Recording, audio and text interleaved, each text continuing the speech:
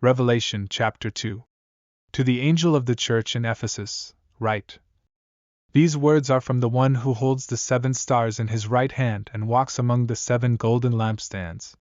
I know your deeds, your hard work, and your perseverance. I know that you cannot tolerate wicked people and that you have tested those who claim to be apostles but are not, and have found them to be false. You have persevered and endured hardships for my name's sake and have not grown weary. Yet I hold this against you. You have forsaken your first love. Remember therefore, from where you have fallen, repent and do the works you did at first. If you do not repent, I will come to you and remove your lampstand from its place. But you do have this. You hate the practices of the Nicolaitans, which I also hate. Let anyone who has ears listen to what the Spirit says to the churches.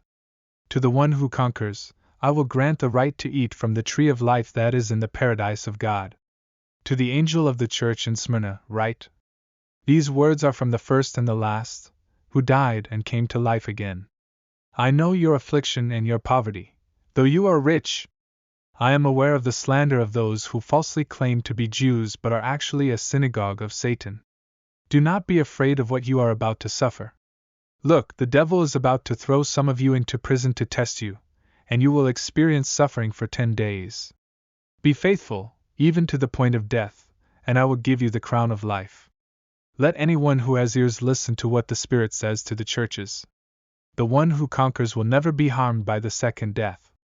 To the angel of the church in Pergamum, write. These words are from the one who has the sharp, double-edged sword.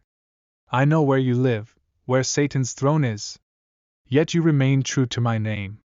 You did not renounce your faith in me, even in the days of Antipas, my faithful witness, who was put to death in your city, where Satan lives. But I have a few things against you. Some among you hold to the teaching of Balaam, who taught Balak to entice the Israelites to sin by eating food sacrificed to idols and by committing sexual immorality. In the same way, some of you also hold to the teaching of the Nicolaitans. Therefore, repent. If you do not repent, I will come to you soon and wage war against them with the sword of my mouth. Let anyone who has ears listen to what the Spirit says to the churches. To the one who conquers, I will give some of the hidden manna. I will also give him a white stone, and on the stone, a new name written, known only to the one who receives it. To the angel of the church in Thyatira, write. These words are from the Son of God, whose eyes are like blazing fire and whose feet are like polished bronze. I know your deeds, your love, your faith, your service, and your perseverance. I know that your last deeds are greater than your first. Nevertheless, I have this against you.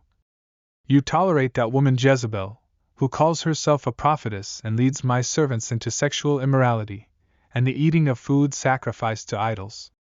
I have given her time to repent of her sexual immorality, but she is unwilling. So I will cast her onto a bed of suffering, and I will make those who commit adultery with her suffer greatly, unless they repent of her ways. I will strike her children dead. Then all the churches will know that I am the one who searches minds and hearts, and I will repay each of you according to your deeds. But I say to the rest of you in Thyatira, those who do not hold this teaching and have not learned the so-called deep things of Satan, I will place no further burden upon you. Only hold fast to what you have until I come. To the one who conquers and continues to do my works to the end, I will give authority over the nations. He will rule them with an iron scepter. They will be smashed to pieces like pottery, just as I have received that authority from my Father. I will also give him the morning star. Let anyone who has ears listen to what the Spirit says to the churches.